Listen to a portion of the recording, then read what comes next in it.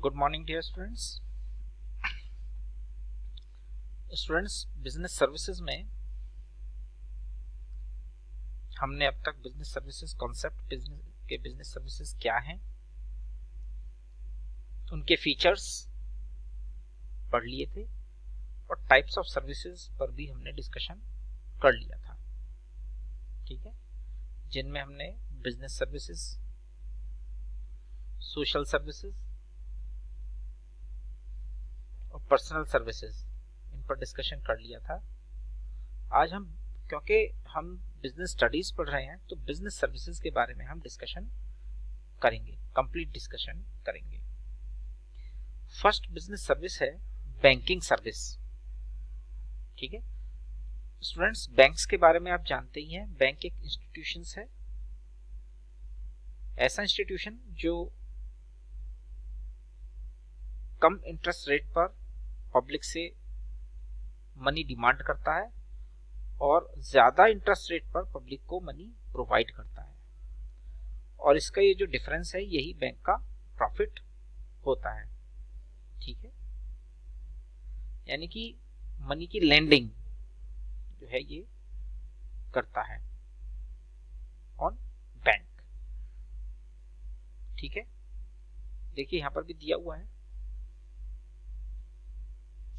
Commercial banks are an important institutions of the economy for providing institutional credit to its customers.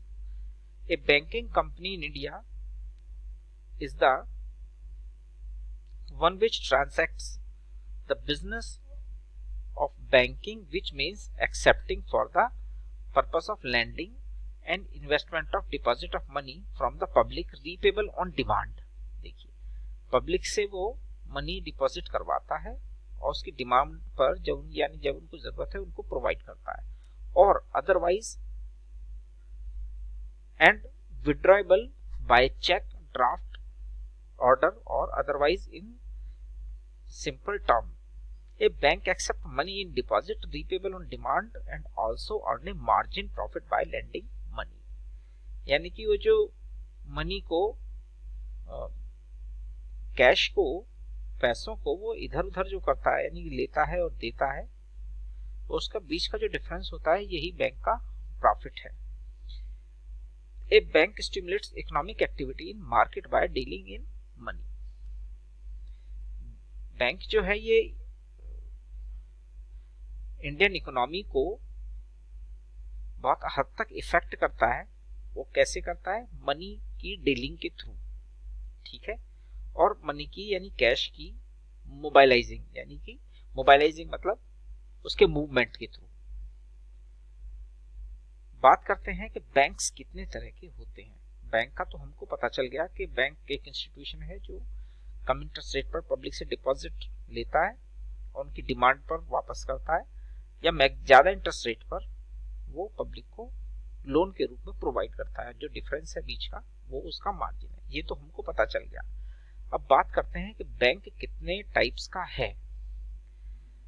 Students, number 1 commercial bank, number 2 cooperative banks, number 3 specialised bank, और number 4 central bank. India में ये 4 types के banks हैं, commercial banks. तो आइए पहले commercial banks के बारे में हम जानते हैं।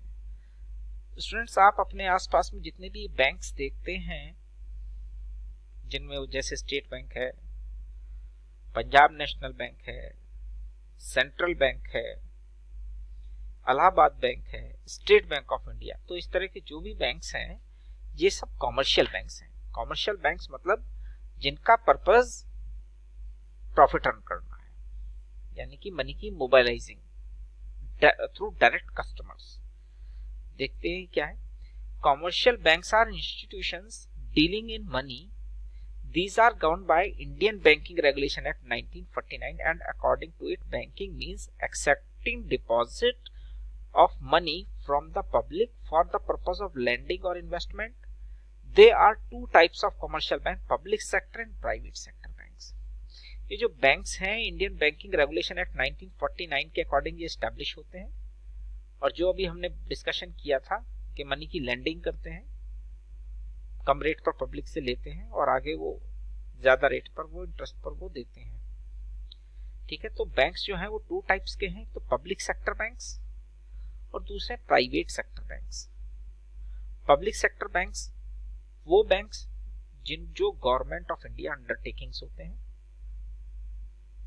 और प्राइवेट सेक्टर बैंक्स वो बैंक्स जिनमें गवर्नमेंट का शेयर नहीं होता है या 50% से कम होता है।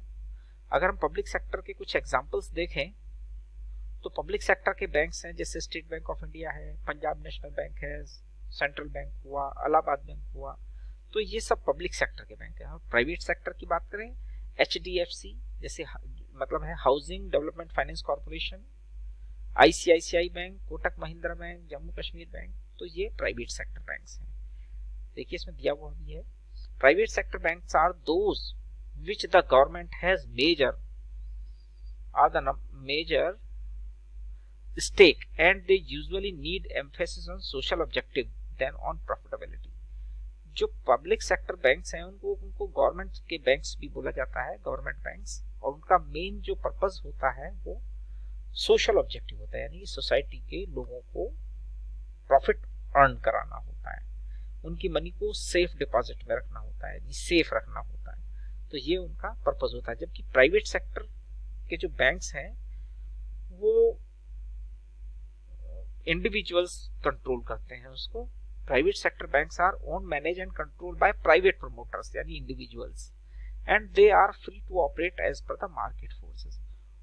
वो अपने तरीके से बैंकिंग सिस्टम को ऑपरेट कर सकते हैं। अगर हम पब्लिक सेक्टर बैंक्स की बात करें तो पब्लिक सेक्टर बैंक्स में देखिए एग्जांपल भी दिए हुए हैं।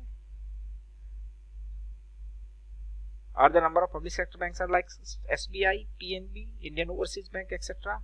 And the private sector banks are Housing Development Banks, Industrial Credit and Corporation of India Banks, Kotak Mahindra Bank and Jammu and Kashmir Bank। इस तरीके के कुछ और भी बैंक्स हैं जो प्राइवेट सेक्टर के बैंक्स कहे जाते हैं। ठीक है स्टूडेंट्स, हम अपनी नेक्स्ट वीडियो में कोऑपरेटिव बैंक्स और स्पेशलाइज्ड बैंक और सेंट्रल बैंक के बारे में डिस्कशन करेंगे। आज बस इतना ही। Thank you.